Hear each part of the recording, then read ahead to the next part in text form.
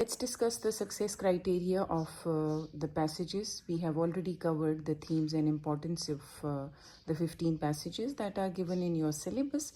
So let's discuss question number 1, success criteria.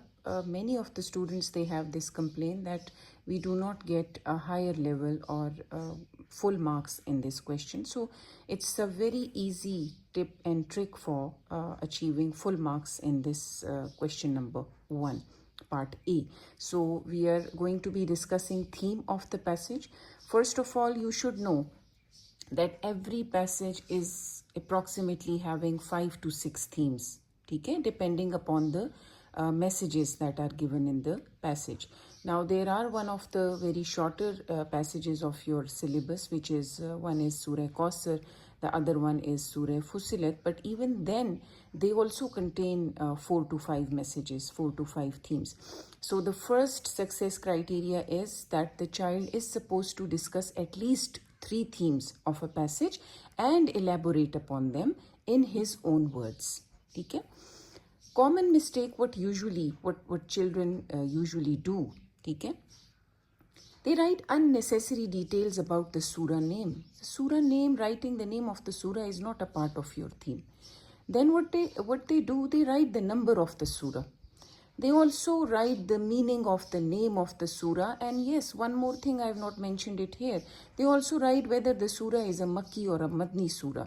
So that basically are just the irrelevant material that you write for the theme part of the passage. Okay?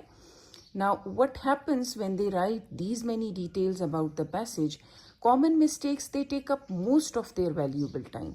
Now, when they write these unnecessary details, they take up most of their time, and also they do not add any credit to their response.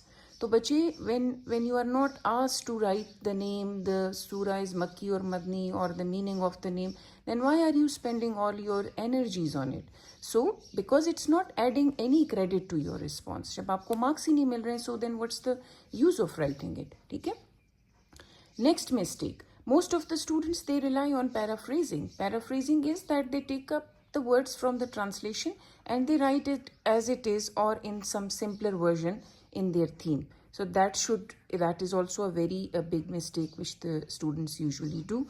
Because why paraphrasing is not good? Because paraphrasing is only earning you half of the marks or even lesser than that. Okay?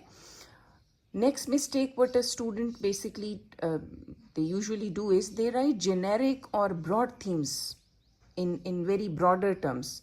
Okay? That the surah talks about Tawheed. Yeah, the surah talks about the creation of Allah. So what kind of the message of Tawheed has been mentioned in the given passage? What kind of the creations of Allah have been mentioned in the given passage? That should be specified.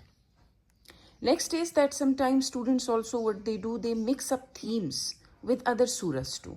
So yes, you need to be very particular. I have already shared in my videos earlier कि जब भी आप बच्चे, whenever you read the translation, so please mark the key words in the translation.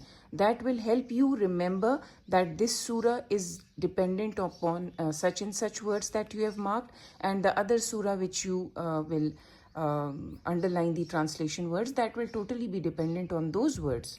Okay?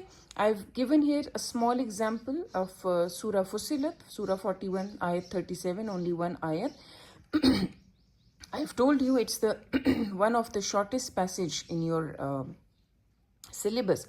But see, it also contains 4 themes. Allah as a creator, like Allah as a creator of, is shown as a creator of the sun and moon, which is followed by the day and night. So these are the depiction of Allah's signs. These are the creations of Allah.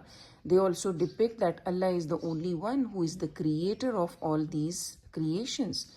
And in the end, it says that negation of paganism, that associating partners with Allah is not at all allowed if the human is willing to serve him.